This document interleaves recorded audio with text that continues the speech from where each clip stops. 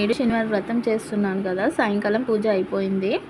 సాయంకాలం పూజ అయిపోయినాక ఈ వారం కూడా దేవుడి దగ్గర బాగా బాగా ఏడ్చాను. నా కోరిక నెరవేరాలని.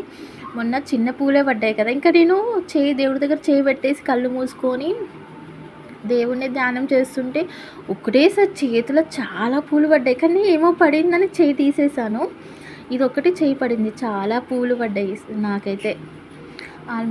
నాకైతే చాలా అనిపించింది. ఎందుకంటే దేవుడు చేతిలో మనం మొక్కిన కోరిక నెరవేరుతుందంటే చేతిలో పూలు వేస్తే కోరిక నెరవేరుతుంది అంటారు కదా. నేనైతే ఈ వారంతో 7 శనివారం వ్రతం అయితే అయిపోయింది.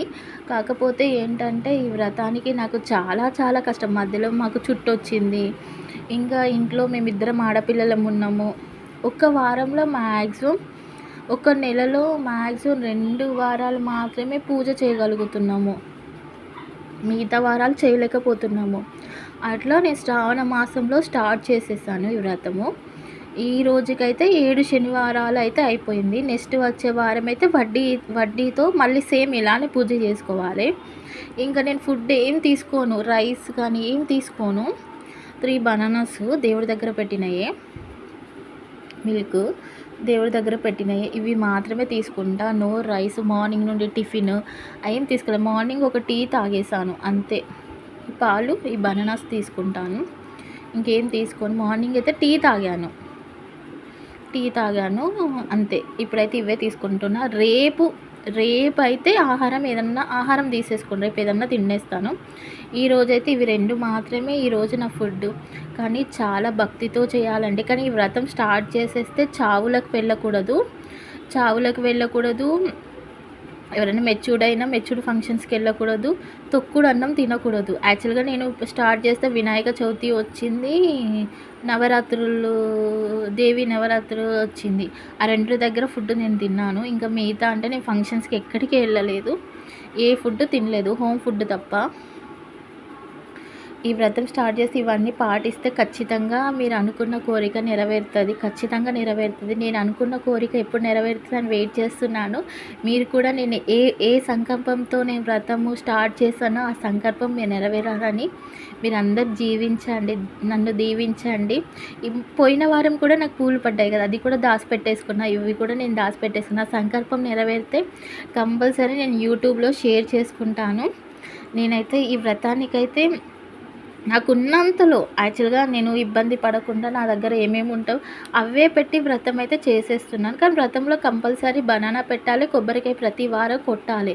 ఇదైతే కంపల్సరీ ఈ వ్రతంలో. ఇంకా తర్వాత పాలు. ఈరోజైతే మాకు పవర్ లేదు మార్నింగ్, అందువల్ల నేను నువ్వుల లడ్డు పెట్టలేదు. ఎవ్రీ వీక్ నేను నువ్వుల లడ్డు పెడతా.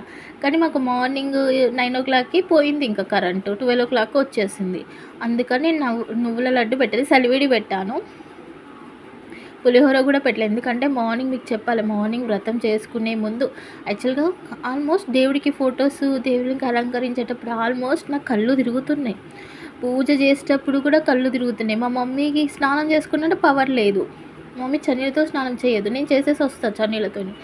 ఆల్మోస్ట్ నాకు కళ్ళు తిరుగుతుంది. దేవుళ్ళని అలంకరించుకోవాలి, ఇంట్లో దేవుళ్ళని అలంకరించుకోవాలి, అన్నీ చేయాలి. గణపతి పూజ చేయాలి, లక్ష్మీదేవి పూజ చేయాలి, ఆ తర్వాత వెంకటేశ్వర స్వామి పూజ చేయాలి. ఇవన్నీ పూజలు చేయాలంటే నాకు కళ్ళు తిరుగుతున్నాయి. ఆల్మోస్ట్ నేను పూజ చేసుకోనేమో, కానీ చేసుకోకపోతే ఎట్లా, మళ్ళీ నెక్స్ట్ వారం చేస్తానో చెయ్యనో అని భయం వేసింది. ఆల్మోస్ట్ నా కళ్ళు ఆల్మోస్ట్ పూజ చేయడానికి కూడా ఎనర్జీ లేదండి. అసలు ఇట్లా పెట్టేసి కళ్ళు మూసుకుంటా తెరుచుకుంటా పూజ చేసేసుకొని వచ్చి కూర్చున్నాను. ఆటోమేటిక్గా ఎనర్జీ వచ్చేసిందని. అంటే దేవుడు పరీక్షించి మా మమ్మీకి నీరసం అయిపోయింది. మా మమ్మీ కూడా ఏమైనా హెల్ప్ చేస్తామంటే స్నానం చేయలేదు. ఇంకా చూడండి, అందుకని ఈరోజు పులిహోర చేయలేదు. ఆల్మోస్ట్ రైస్ వండే ఓపిక లేదు, అందుకని నేను చేయలేదండి ఈరోజైతే. నిజం చెప్తున్నా, ఈరోజు దేవుడు నన్ను పరీక్ష పెట్టిండు. ఇంత నీరసం ఇస్తే ఈ పూజ చేస్తుందా చేయదా, వద్దని ఊరుకుంటుందా అని. కానీ నిజం చెప్తున్నానండి, పూజ ఎప్పుడు స్టార్ట్ చేశానో ప్రతి విషయంలో నాకు దేవుడు తోడున్నాడు. కానీ నేను కోరిక నెరవేరుతుందైతే ఫస్ట్ అయితే యూట్యూబ్లోనే షేర్ చేసుకుంటానండి. ఉంటాను ఫ్రెండ్స్, బాయ్ బాయ్.